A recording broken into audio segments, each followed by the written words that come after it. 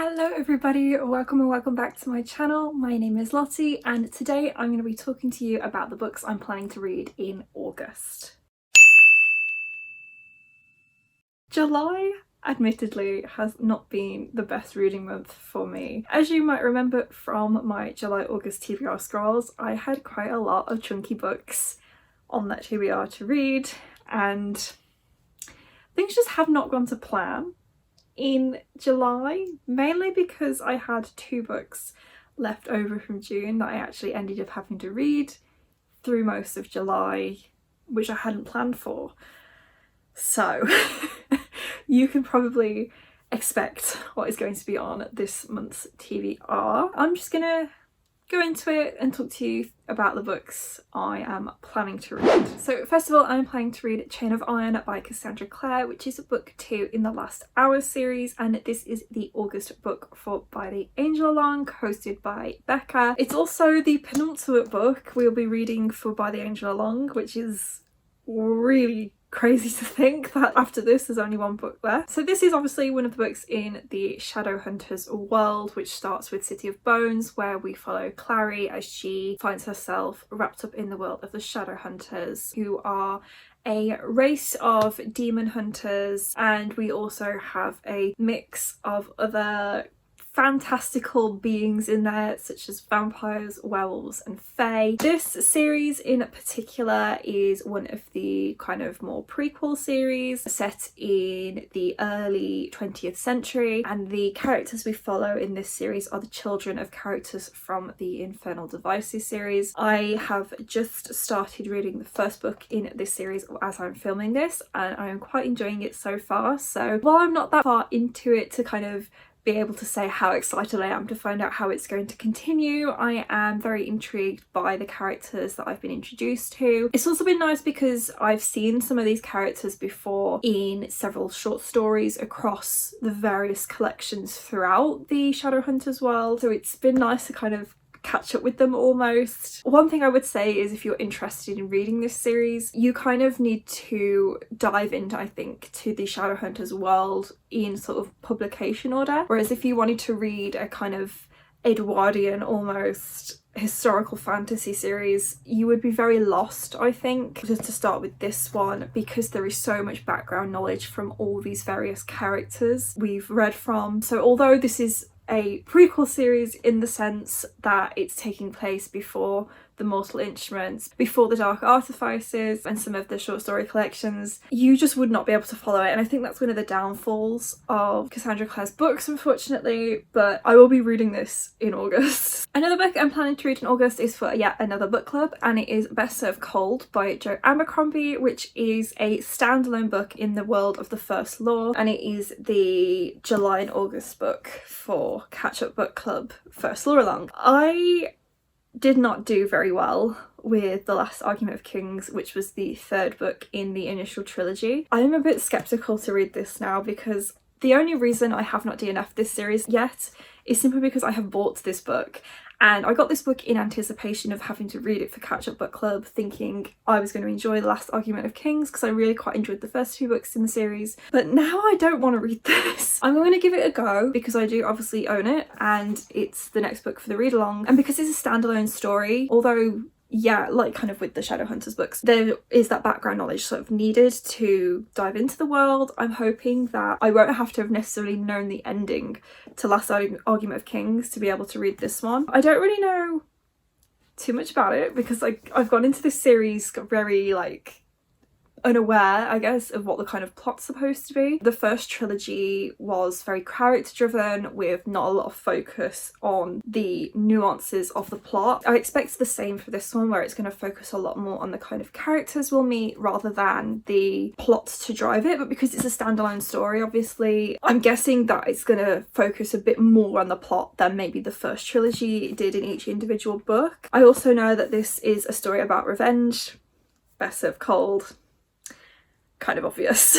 The First Law series is a grimdark adult fantasy series, and the first trilogy follows kind of 3 main characters. One is a barbarian, one is a fencing protege, and one is an inquisitor for the king. It's just kind of the story of the 3 of them as they become interconnected in some way with all this military, war, politics, blah blah blah of the world kind of going on in the background. I really quite enjoyed the first 2 books and I didn't really enjoy the third one, so that's why I'm a bit like, I don't really want to read this, but I will at least try it, and if I can't get into it then it will just be a DNF, but like it's not looking very promising if I'm already considering a DNF potentially for this book and I'm not looking forward to reading it. Literally the only reason why I'm even going to attempt it is because I have already bought it, and it sucks because for Catch Up Book Club I kind of checked to see if the books were available from my library before I went and like purchased them, and the first 4 books were the only ones I could not get from the library, which is why I ended up buying them. And if they were all borrowed from the library it wouldn't feel so bad about DNFing, but yeah, we've got that one.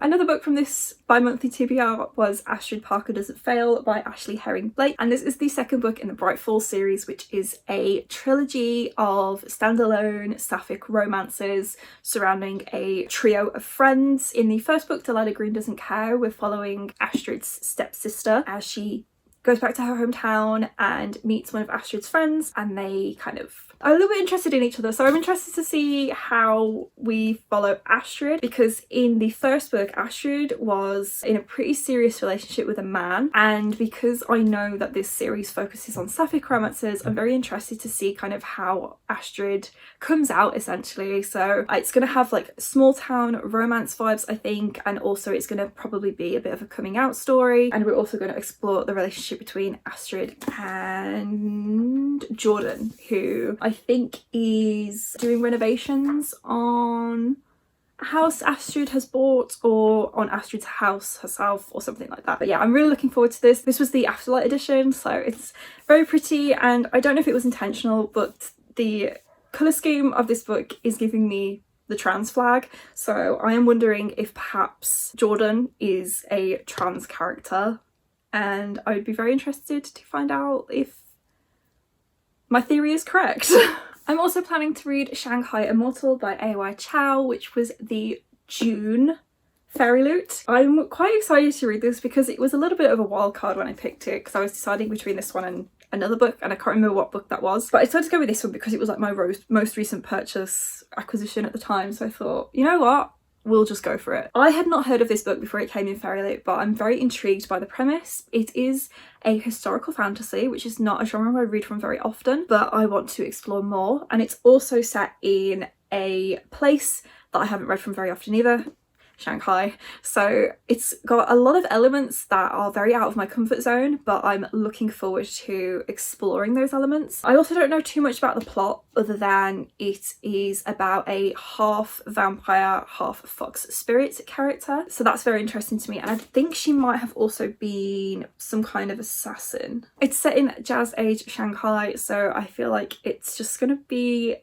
very, I don't know, it's gonna have all the vibes, but I'm looking forward to diving in. It's not very long, which makes me worried because I don't do very well with short high fantasy books, or like urban fantasy, whatever you want to call it, but I'm intrigued. I am intrigued. I've never read anything with like a fox spirit or Asian mythology in it before, really. I've never really explored that, so it's something I'm really looking forward to diving into. The last book that was on my TBR Scrolls TBR that I'm planning to read in August is Babel by R.F. Kuang. This has been staring at me on my TBR for 12 months now, and I can't believe I have put it off this long. I can believe it, actually. I'm like that. I'm very intimidated to read this because I feel like everybody either loves it or hates it, but I think the reason why people hate it is because they don't fully understand it, and I'm worried that I'm going to be too stupid to understand this book. It is a dark academia historical novel about the Tower of Babel in Oxford,